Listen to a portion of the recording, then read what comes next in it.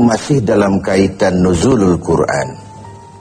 Jumpa sore ini kita akan bicara tentang misi-misi utama Al-Quran untuk umat manusia.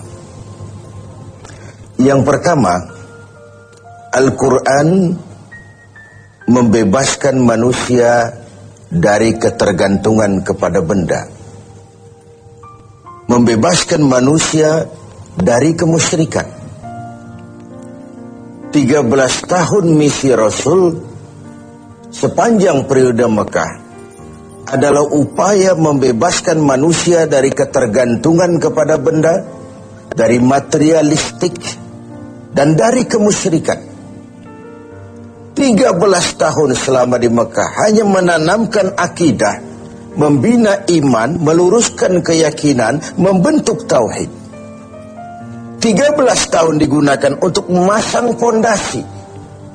Karena bangunan Islam, disitulah letak fondasinya itu.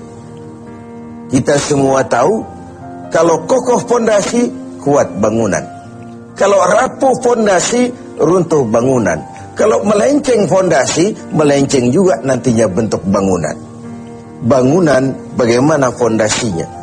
Begitulah gerak hidup manusia bergantung kepada keyakinan yang dimilikinya. Maka dari sini dimulai perjuangan itu. Dan ke sini segalanya akan mencari landasan. Pada keyakinan yang berakar di hati, saya bersaksi tidak ada Tuhan selain Allah. Dan saya bersaksi bahwa Nabi Muhammad itu adalah utusan Allah. Berurat, berakar di hati, mewarnai kehidupan, dan pada akhirnya membentuk kepribadian. Dalam perjalanan kita sebagai bangsa, kita diajarkan oleh pengalaman bahwa kita dewasa ini bukan hanya sekedar memerlukan orang-orang pintar, tapi juga memerlukan orang-orang benar. Bahkan rasa-rasanya lebih baik benar tidak begitu pintar ketimbang pintar tapi tidak benar. Orang yang benar walaupun tidak begitu pintar masih ada manfaatnya. Tapi orang yang pintar tapi tidak benar bukan saja membahayakan dirinya sendiri, tapi membahayakan orang banyak. Oleh karenanya, nilai dasar keimanan inilah yang menjadi misi utama dari Al-Quran. Membebaskan manusia dari kemusyrikan dan mengajarkan bahwa satu-satunya dosa yang tidak berampun dalam Islam hanya kalau kita sudah terjebak kepada syirik, menyekutukan Allah dengan sesuatu. Itu sudah merupakan dosa yang tidak berampun. Misi kedua dari Al-Quran adalah membebaskan manusia dari ras diskriminasi. Mengikat manusia dengan jalinan persaudaraan yang berdasarkan akidah, bahwa dari manapun orang datang, apapun warna kulitnya, dari suku apapun ia dilahirkan, kalau akidahnya sama, itulah saudara kita. Dunia 14 abad yang lalu, di semenanjung Arabia, orang terjebak pada asabiyah, fanatisme suku yang berlebihan. Tiap suku merasa lebih hebat dari yang lain. Sementara di belahan dunia lainnya, pertentangan antara kulit hitam dengan kulit putih, pengkotakan manusia dalam kelas-kelas tertentu menjadi penyekat bagi bertemunya akar kebersamaan dalam totalitas kehidupan. Maka Rasul kemudian mengajarkan, "An-nas kulluhum li Adam, wa Adam min turab, la fadla li Arabiyyin ala ujamiyyin illa bittaqwa." Manusia berasal dari Adam, Adam diciptakan dari tanah, tidak ada kelebihan Arab dengan yang bukan Arab kecuali dengan takwanya. Disinilah esensi, disinilah substansi dari harkat kemanusiaan itu. Bukan pada warna kulitnya, bukan pada rasnya, bukan pada potongan fisik dan biologisnya, tapi pada nilai ketakwaannya kepada Allah Subhanahu wa Ta'ala. Maka memperingati nuzul Quran artinya meningkatkan semangat kemanusiaan, meningkatkan rasa kebersamaan, bahwa perbedaan itu ada dan kita setuju, tetapi tidak melahirkan hal-hal yang menyebabkan kita harus bertolak belakang dalam berbagai aspek kehidupan lainnya. Semangat kebangsaan kita memang masih rapuh. Keutuhan kita sebagai bangsa masih rentan.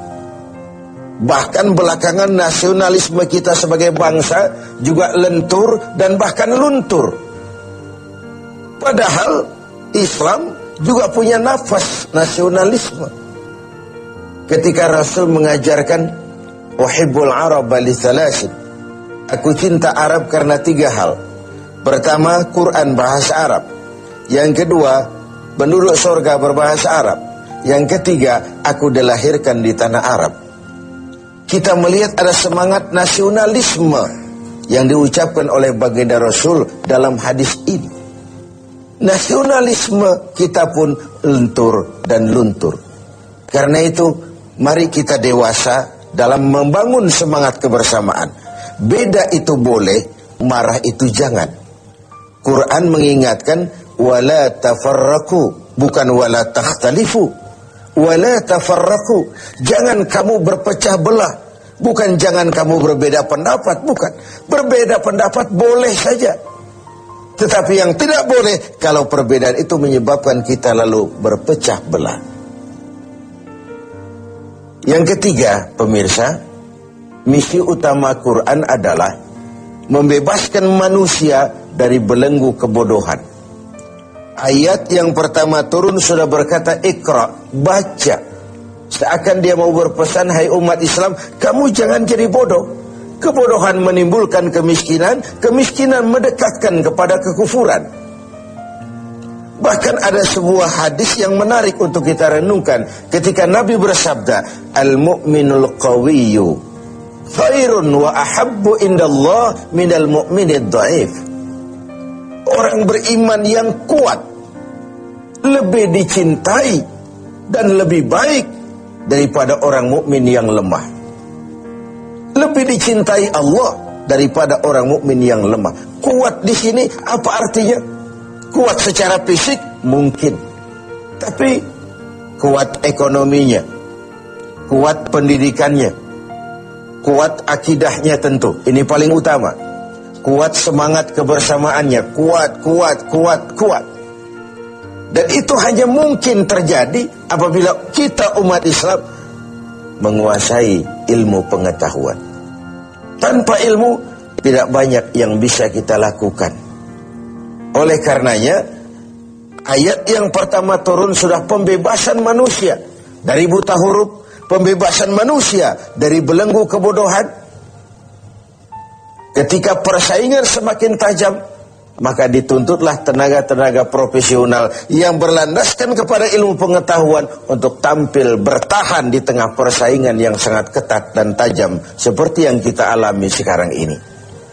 Pemirsa TV7 yang berbahagia, bahkan beribadah pun tanpa dasar keilmuan, kata Imam Ibn Ruslan, wa kullu man bighairi ilmin ya'malu a'maluhu mardudatun la tuqbalu. Bahkan orang yang beramal tidak dengan dasar ilmunya, besar kemungkinan amalnya itu tertolak, tidak diterima oleh Allah Subhanahu wa ta'ala. Bahkan ada asar yang menyatakan setan lebih takut kepada orang alim yang sedang tidur daripada orang abid, daripada ahli ibadah, yang daripada orang bodoh yang sedang ibadah. Iblis lebih takut kepada orang alim yang sedang tidur ketimbang orang yang bodoh yang sedang ibadah.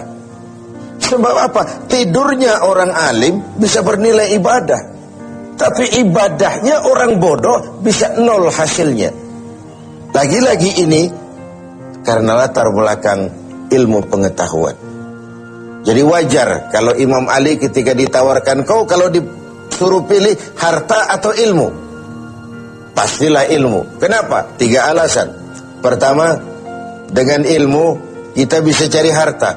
Belum tentu dengan harta kita bisa cari ilmu.